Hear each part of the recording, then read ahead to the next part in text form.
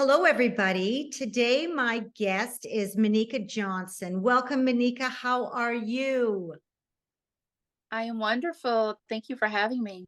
Well, you know what? I'm absolutely honored to have you and for you to be on this podcast. And I'm so excited for you to share your story. So, we're going to get started here, my dear. And if you can tell the audience a little bit about yourself, where you're from, and whatever you want to say. And then after that, if you just want to slowly make the transition into telling your story, and we'll just get right at it. Are you ready? I'm ready. Right on. So I am born and raised in Cincinnati, Ohio, in the United States. I have a daughter. She is 13 years old in junior high.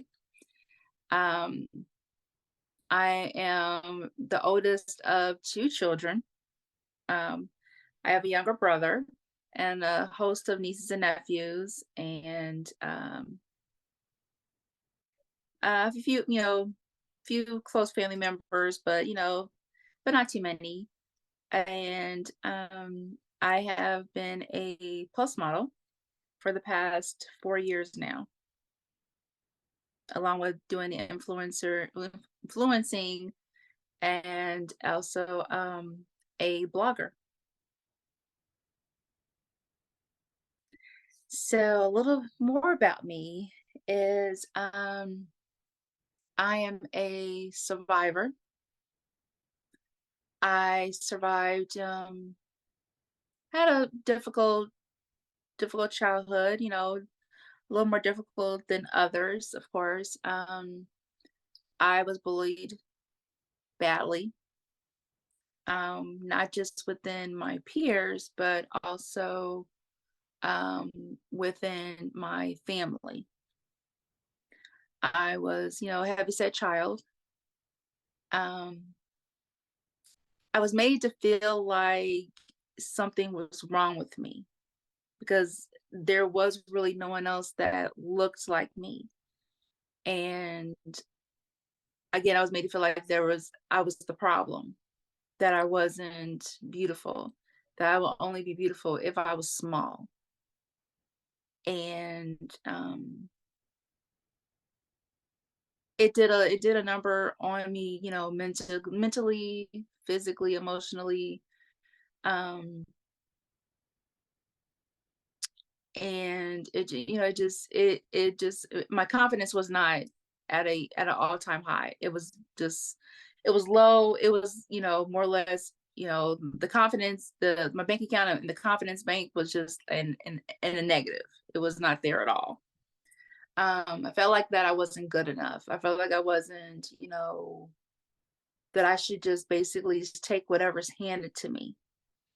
And, a lot of times, especially growing up in 80s, early 90s, it was basically, respect adults, listen to what they say, just take whatever they say, that's what it is. And you're not supposed to say anything in your defense. You're not supposed to um stick up for yourself because it's like you're back talking. And so when things were being said to me, not just from my peers at school, but from adults in my family as well, I was basically like, in my mind, I'm saying, okay, I'm supposed to just take this and not say anything because I didn't feel like I had anybody in my corner. I didn't feel like I felt like I was alone. I didn't have a person there for me of no kind because, like I said, I was just, made to feel like this is what I'm supposed to take. And that set me on a course, throughout my teen years and my 20s and my early 30s to take whatever's given to you. Don't, stick up for yourself. Just let people just talk to you however, and that's supposed to be, that's what it is, you know. Um, because like I said, no one, I couldn't be understood because there was nobody around me that looked like me. I took after my mother's side of the family, because they're big hips, you know, they're heavy set women, and I felt like I didn't fit I didn't fit in anywhere. I really didn't have many friends because I was taunted, on a daily basis. Was called names that I didn't want to talk about. My stuff used to be taken from me, be beat up after school, all because of the way I looked, you know. And I couldn't even have, my teachers weren't even, they weren't no help. I remember one day, a peer, a classmate had said something really foul to me, and I told him to shut up. I don't even remember what he even said, honestly. I don't even remember. But my secondary teacher, she, um, I the one who got in trouble because I said the word shut up. And when I tried to explain to her, like, this is what he said to me, that wasn't the problem. The problem was that I told him to shut up. And I was like, yeah, I officially knew that I had no adults in my corner. In middle school, my guidance counselor wasn't even any help either, because my bullying got even worse once I got to junior high, where anything that I wore, anything that I said, how I looked, it was just a recurring problem on a daily basis. And I was like, I would ask some days like, why me? Why do I have to be a verbal punching bag for people on a daily basis? Not just at school, but within my own family as well, where I felt like I was second best. I never felt like I was good enough because, I was never told I was beautiful. So in my mind, I wasn't. To figure out ways, I try and thought about every kind of way of trying to lose weight. I would starve myself. Um, I started being a closet eater where I didn't want to eat around people because then something will be said to me then.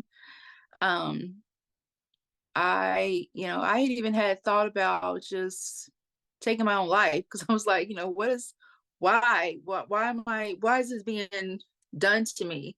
Like, what is it that I did to be treated this way? And I was as early as like being 13, where I felt like,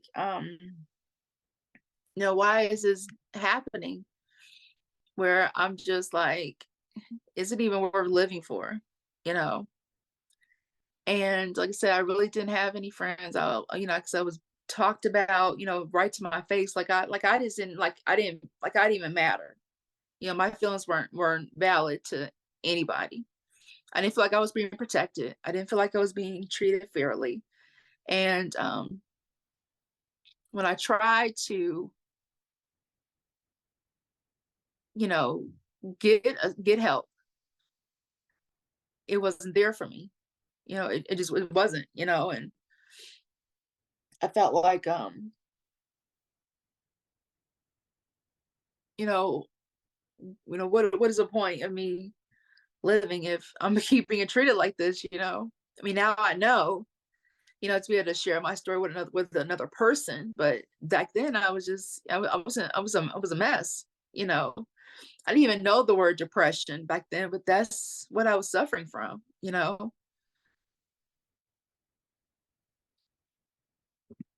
What shocks me is none of your family members were even aware, or they just didn't care.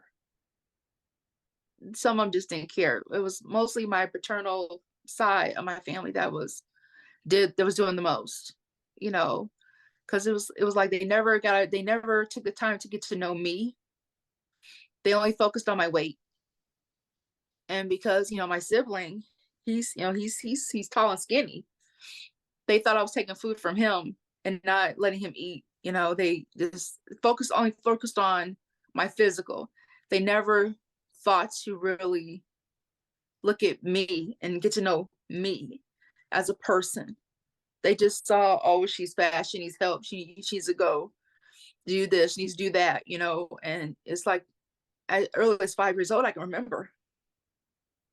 I got a question. Did you ever get a chance to explain to your family members how this had deeply hurt you and how it literally changed your life?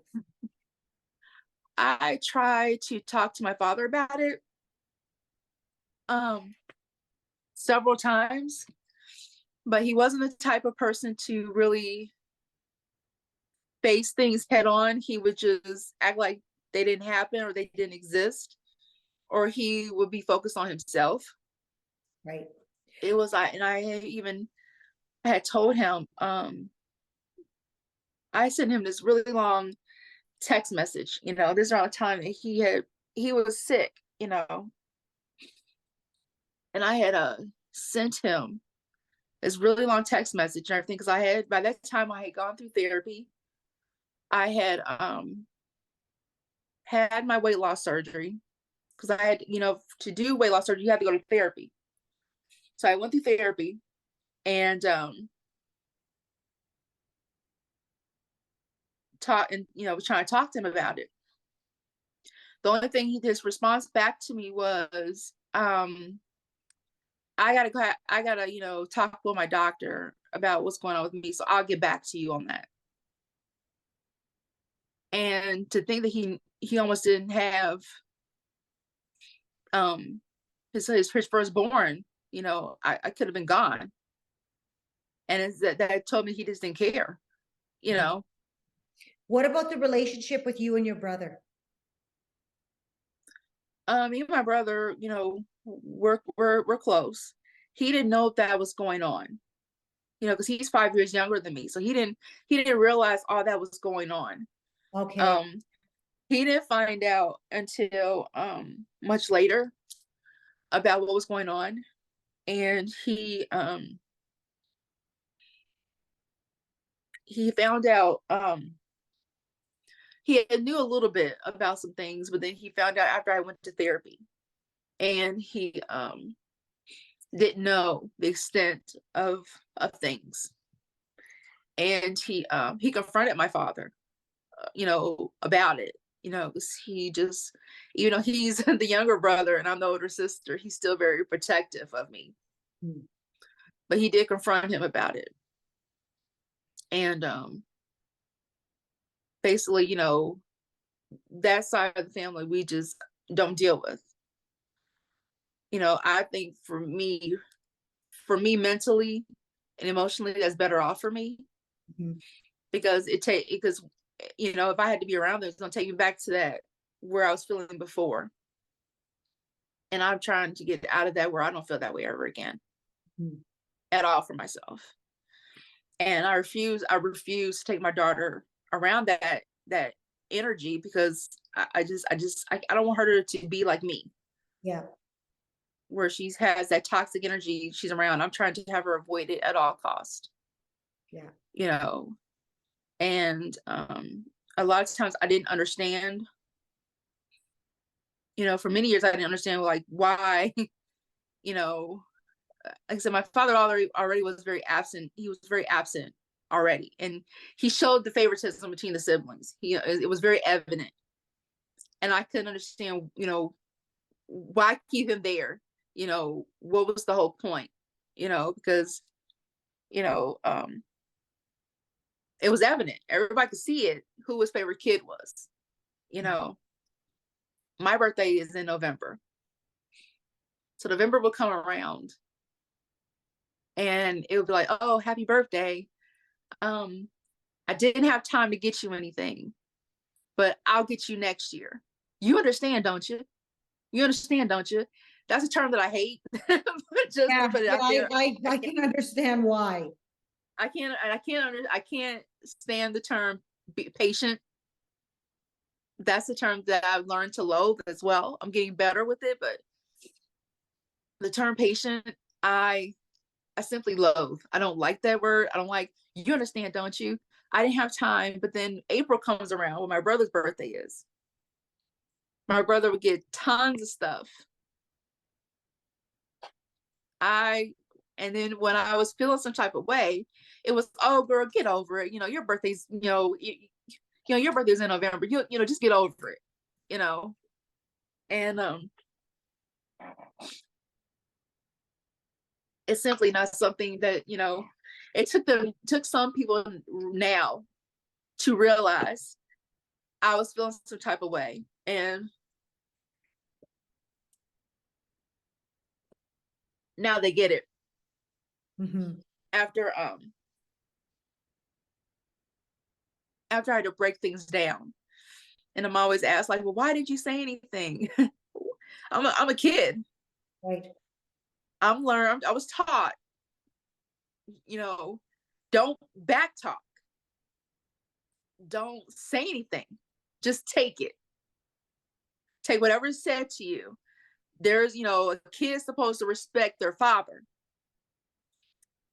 but what about the respect to the child? I never felt respected. I mean, I had a miniature closure, not the full closure that I wanted, but I had a partial closing the day before my father passed, where I sat there in a room with him. He couldn't say, he couldn't talk. Of course, he was in hospice. And I sat there just kind of brought up a lot of things. And the last thing I said to him when I walked out the door was, I forgive you for everything. And I walked out the door. And then 24 hours later, my half sister calls me and said he was gone. So I kind of felt like maybe he was waiting for me to come there to say what I needed to say. And then, he'll be able to transition over, knowing that, I was like, it is what it is. I'm not gonna get the closure that I want. I'm not gonna get what I deserve and what I want. This is what's being given to me, and I got to take it for the last time. How did you feel after saying that? I felt like I said a partial closure, not the complete closure that I wanted, but I just said, it is what it is. I'm gonna have to just deal with it, and then try and deal with it in other ways, and try and maybe share my testimony with people for them to know that I survived, depression, survived mental health issues. I crawled so other people can walk, and then I can inspire somebody else with my How story. how did your childhood affect your 20s, your 30s? Um, Again, I was basically I carried on with being given anything that's handed to you. Whether it's attention, like I said, 80s and 90s, curvy women, we were not looked at as beautiful. We were looked at as disgusting. We were looked at as we were the duff, the fat, ugly friend. So I wasn't respected. No one, I didn't have people respect me. I didn't have people give me any loyalty. It was always, just being handed whatever was given to me, whatever attention was given to me. I was like, hey, this is how it looks. I guess this is all I'm gonna get. And that went on with, in dating, again with family members, with jobs. I just took, again, whatever was handed to me. That's what I took. I didn't feel like I was deserving of anything, because I'm like, well, obviously maybe I'm not deserving of whatever, because this is because of how I look. Why should I respect myself when nobody else does? Mm-hmm. And that's how I felt. Mm-hmm. It wasn't until after I had my daughter, I had her at 30, where I felt like somebody actually did love me and care about me. Because she sees mommy, she doesn't see anything else. And then I felt like with my size, because with depression and everything, of course, I got heavier and heavier. I felt like I was embarrassing her, at her school functions, even though she told me I wasn't. I appear mentally felt that I was. And I was like, I gotta do something, for my health, for her. I want her to be able to, I want to be able to live. Mhm, Um, I want to see her graduate, mhm. see her in adulthood. So I knew something had to be done. Because at an alarming rate, I was getting heavy and heavier and using food as a crutch. And I didn't want to use it as a crutch anymore, but I didn't know how. So I had started this new company at the time. And, for a while, insurance companies wouldn't even cover weight loss surgery. It was always out of pocket. So I just put it out of mind. I was still trying, every possible diet fad there possibly was. And finally, I started seeing that insurance companies they were covering weight loss surgery. And I started seeing that my job was covering it at the time. And I just started seeing it. That's like in an email or something. And I was like, oh, okay, they're starting to cover more surgeries, whatever. So then I got a little newsletter in the mail where I saw again that they're covering weight loss surgeries. I'm like, okay, I just saw this email. Now I'm getting this thing in the mail. You're getting And then signs. and I'm getting all these signs, and then again they had more emails coming, more newsletters coming, even in my personal email, they're coming. And I'm just like, well, maybe I'll look into this. Maybe, there's something to this or whatever. So there happened to be a facility across from where my mom worked that they did weight loss surgeries. So I, booked an appointment. I went and talked to a nutritionist and the surgeon. And I don't know, I just went in there and I just poured out crying. And she's like, and she just sat there with me and just gave me a hug, and just was like, it's okay, you're here now. We're gonna help you. Because I just felt like this was my last shot. If not, I pretty much was probably nowhere in 5 years I was gonna be dead. And I really felt that way. I Were you felt having it was gonna happen. were you having like physical health issues as well? Yeah, yeah, I was having physical health issues as well. Um, but like I said, my doctor,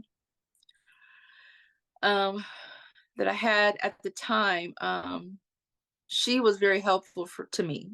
I've had doctors in the past, they just say lose weight, but it's like maybe there's more to do it, more to than just that. It's not that simple. You can say it all day long, but it's not that simple. They never asked me, mentally what's going on with you, or maybe you should talk to somebody. It was never that. Never trying to really help me, because one issue will like be a domino effect. It will resolve other issues. And so I went and talked to the surgeon, talked to the nutritionist, and they said, okay, you'll be a good candidate. Let's start the proceedings. It's going to be 6 months um of supervised dieting, and then we'll set the date officially for your surgery. I said, okay, what do I need to do? That is one question I want to ask you. Um, is there, well, I know that there's a protocol when you go in for surgery like that. What was Mhm. the required weight that they wanted you to lose prior, and how much did you, so with your surgery, was it a band in your stomach, or what? Can you explain that process for me? I had the gastric sleeve where they cut 80% of your stomach. Okay. So insurance requires 6 months of supervised weight loss before before of course they approve it. And what I did was, of course, 6 months, and in that 6 months, the nutritionist helps you come up with a plan. The nutritionist helps you, of course, I had to talk. That's when I talked to the therapist. That's when I started going into therapy, where I found that I had suppressed a lot of stuff, and it came into light once I talked to the therapist. Like everything that I had suppressed, it just came out. It was just coming out like like a faucet. I couldn't turn the faucet off. I was just talking about anything because I felt like I couldn't talk to anybody How about what I freeing was was going that for through. you? How freeing was that for you? It felt like a huge weight had been lifted off of me, Mhm. entirely. And then I had made friends at work where when I would go walking and stuff, they would walk with me. Of course, they could walk faster than me or whatever. And they were really helpful with me. They were really good. And um, I was well over 400 pounds, at the time when I first started the process. And then I got down to um 325. I got down to 325. Um, oh, okay, let me back up. I was over 400. I was about 415 when I started the process. And then by the time I was ready for surgery, I had gotten down to about 350 Mhm. when they said, okay, you gotta do the 6 months. So the 6 months came, I was down to 350, but I just kept losing, going by the plan that they wanted me to do. And they wanted me to shrink my stomach as much as possible for them to cut that 80% off of the stomach. And so I said I went to therapy. My therapist, he agreed. He passed me because that was the next phase.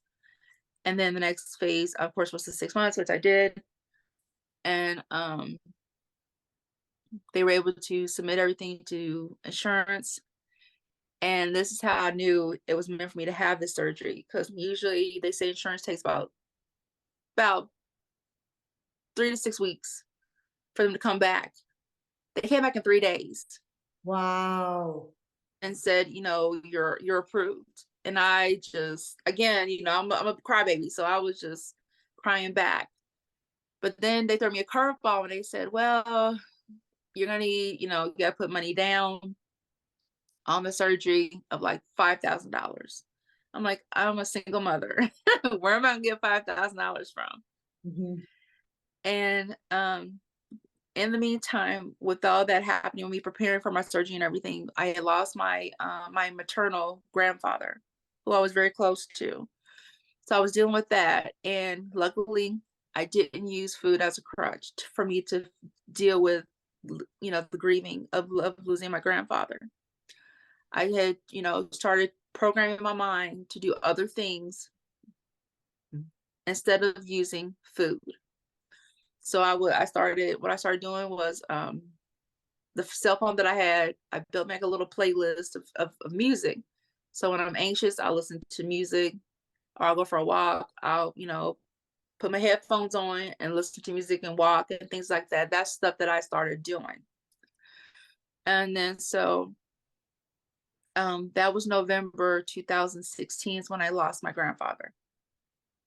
And so by January, I had to go on on an all liquid diet, of course, to prepare myself because my surgery ended up being March of 2017. March 17th, 2017 was my weight loss surgery. Um, I was nervous as as anybody can be. And of course, the anesthesiologist, he was great. He even took he took my vitals, he did an EKG on me, and he said, I have to be honest with you. He says, it's a good thing that you're here, you know, getting the surgery today, because from what your EKG was telling me, he said the right side of your heart was starting to go bad. Mm. So luckily, it's in enough time where it can repair itself, and you can, as the more weight you lose, the better it would be. that scared me out of my wits because, like I said, at that time, my daughter was in first grade. And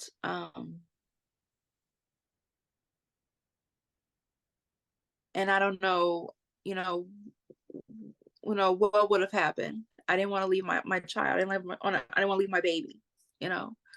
So I was glad I had it because I had a long talk with her about it. She was only 7 at the time, but I told her, mommy's gonna be okay.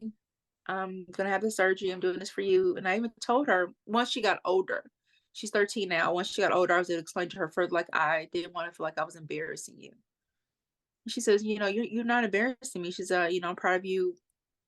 Well, no matter what you look like. And that made me smile, but I still, for me, I needed to change myself. Mhm. So I had my surgery, of course. I go through the whole process, first nothing but liquids. Um, then they'll introduce solid foods back to you slowly but surely.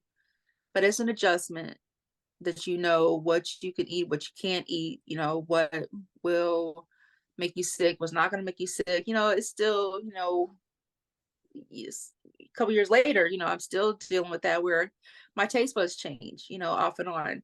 Um, I know my limits now, I know don't get 4 or 5 slices of pizza, just get maybe eat a half of one and you're gonna be full. People don't know that that's your limit because if you go over, then you're gonna suffer it's the consequences of it. You can make yourself very sick, but it's maybe learn more about myself, um, and readjusting myself, not only physically, but mentally, emotionally, as well. And it helped me. And it was something where, I had lost where, I walk up to people that I knew that I hadn't seen in so long. I walk up to them and say, "Hi, how are you doing?" They would just look at me like, "Who are you?" They didn't even know who I was. How much did you end up losing?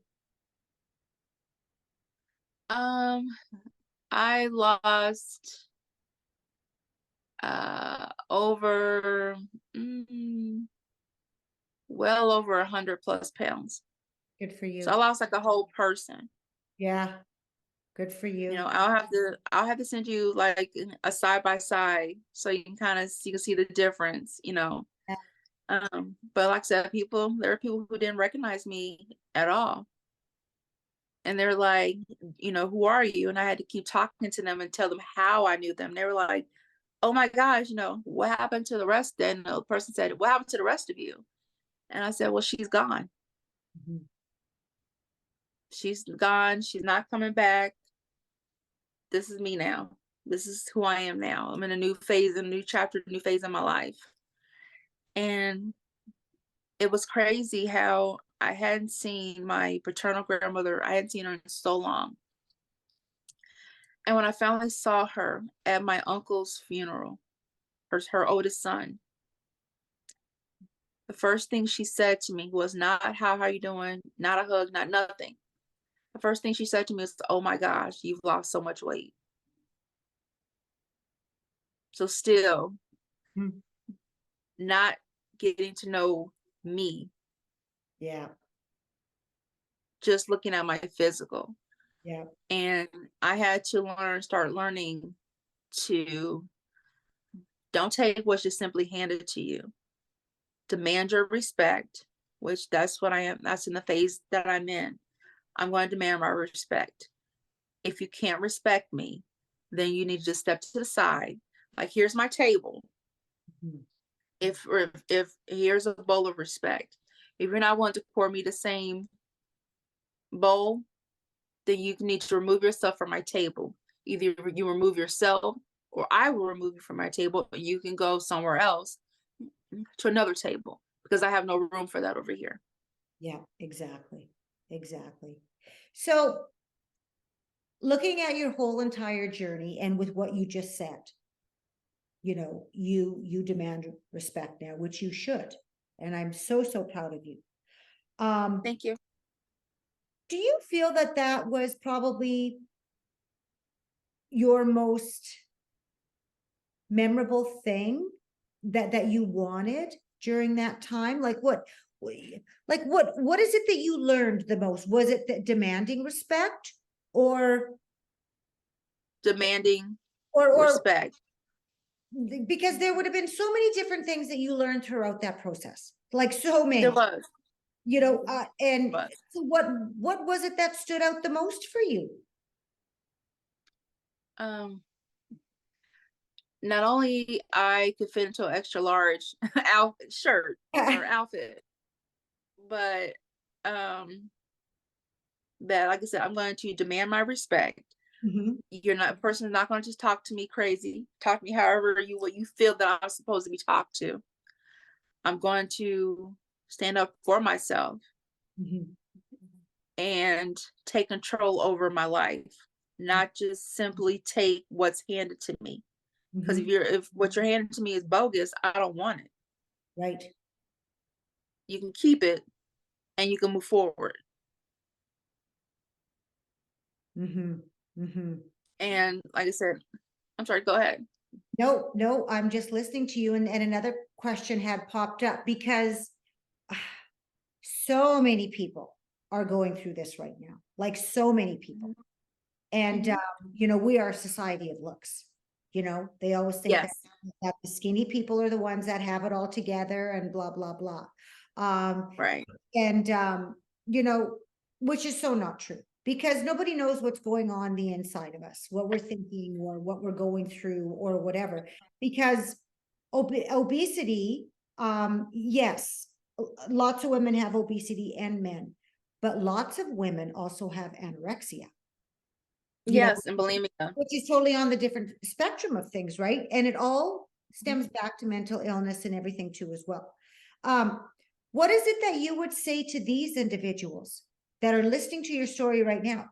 Because they are resonating with you 100%.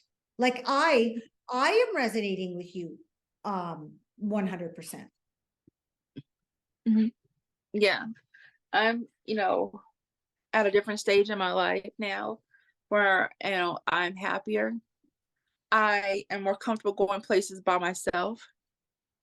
I will get up and take myself to the movies, take myself out to dinner, take myself even just walking in the park by myself.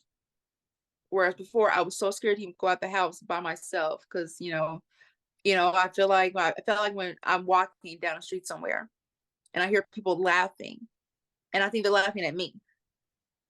Yeah. It's a slow process, and then like I said, I'm trying new things. Like I actually, very seldom, but I do it. But wear a bathing suit or wear a pair of shorts. Because very seldom that I do.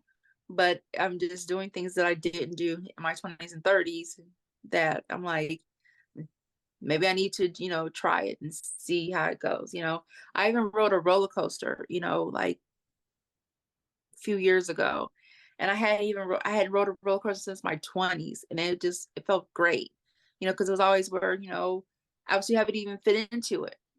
Mhm. So then for me to get into it, I was just like, wow, I can actually do this. And then now, for a while at the beginning of my journey of losing my weight, I would still think that I was heavier in my mind. So I would go for those larger sizes and I'd be like, that's not me anymore.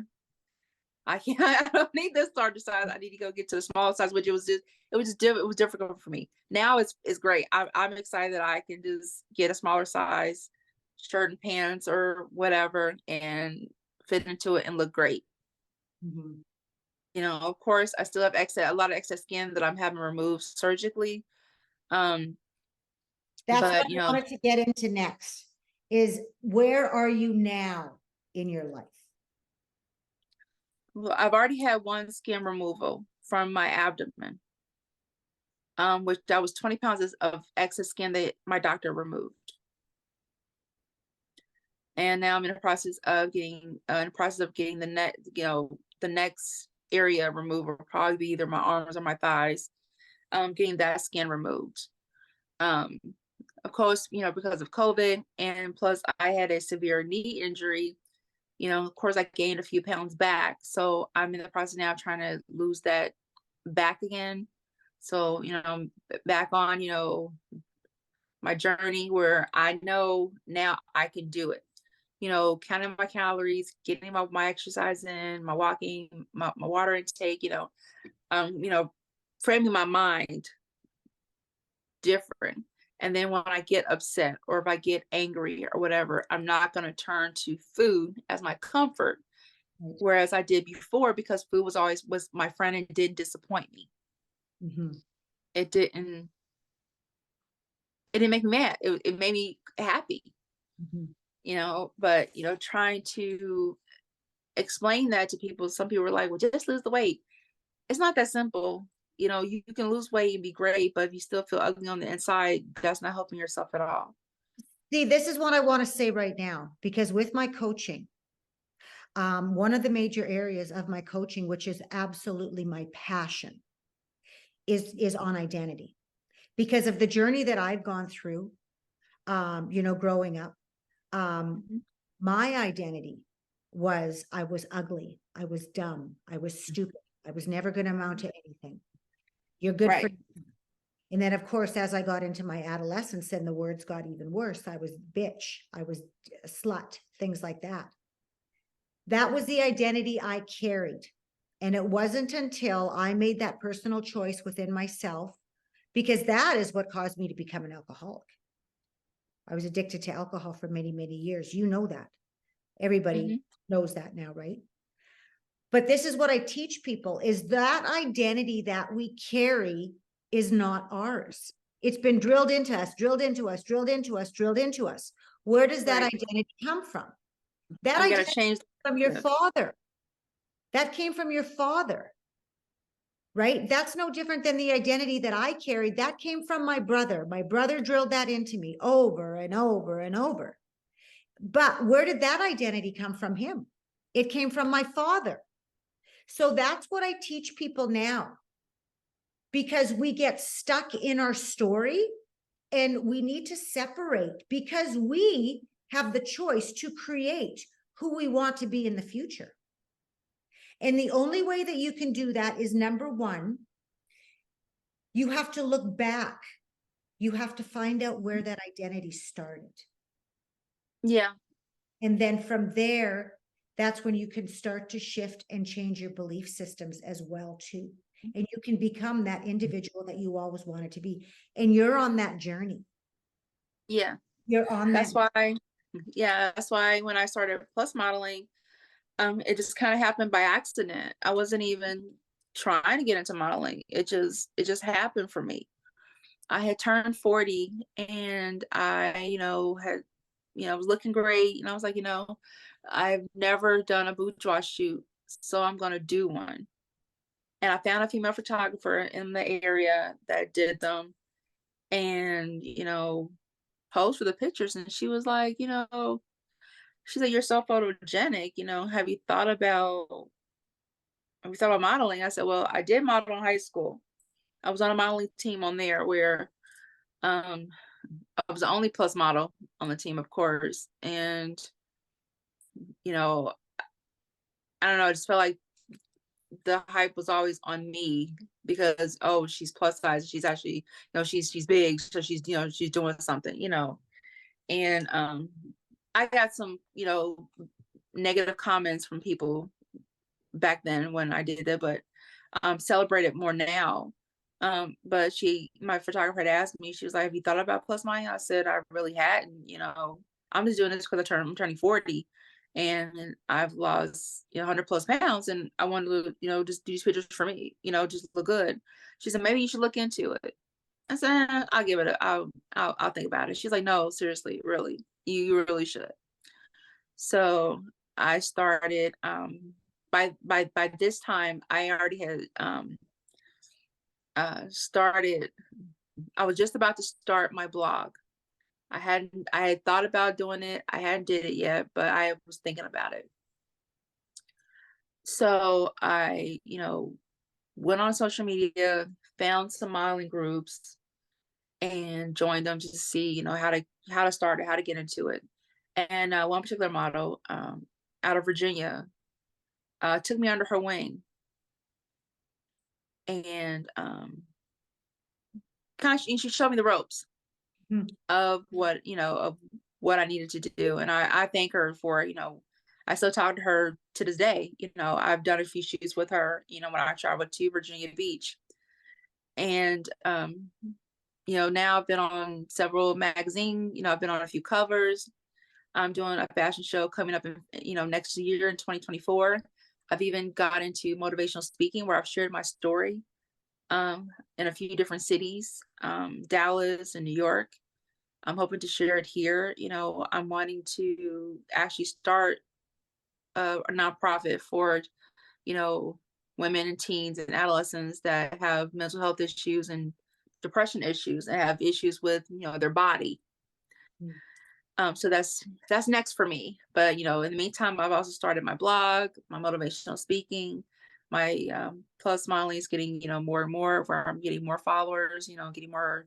My face is getting out there to more people, which I'm excited about, and just overall just getting my story out there. So that's when that helps me because that's helping another person know that I survived it. Yes. You can survive it too. Because like I said, the way things are now with bullying, it's more in depth than it was when I was growing up. And when I was growing up, there was no social media or nothing like that. Now it's at an all-time high. Well, what's really sad is your child can be, sitting in their bedroom and they're being bullied right in the privacy of their own home. And Mm-hmm. it just breaks my heart. Anybody can be bullied anywhere at any time. And it's so sad. It's so, so sad. Yeah. Before you were talking about your modeling and your blog and everything, anything that is mentioned is all going to be in the podcast notes. So if you want to take a look at the blog, all of it, it's all going to be there. Now we're getting into the closing of our interview, my dear. And is there any final words that you would like to say to the audience listening? I would just want to say, do not simply just take what is handed to you. Earn your place, earn your spot, because you are your team, your own star team player. Make yourself number one, make yourself the priority. Do not accept the word option because you're not an option. If you feel like a person or a place or whatever situation, whatever is making you feel like that option, obviously that's not for you. Make yourself the priority. Make yourself feel whole, because on the inside, you have to make yourself feel beautiful and courteous on the inside, then it will shine through on the outside. And that is the most rewarding thing ever, is waking up and knowing that you not only inspire another person, but you're inspiring yourself, and you're living by your word. You're living your truth, and you're getting up saying, you know what, today is a new day, it's a new chapter. I'm gonna make the best of it. Very, Not saying that not saying some days you won't feel like, oh, this again, but just make yourself the priority, the prize. I can't say enough. Priority. You're the prize. You're number one. Because at the end of the day, if you make yourself priority, make yourself number one, make yourself the prize, then it's going to feed into everybody else feeling that's going to gravitate to you. It's going to be more of positive energy. You don't want negative, toxic energy coming into your space. Protect your energy, protect your space at all costs. It's like, think of yourself as a stock option. You want your stock to rise. You want your personal value to rise. That is what your goals are for yourself.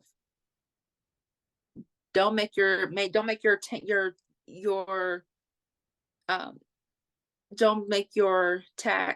stock tip tumble, because that's not what you want to do.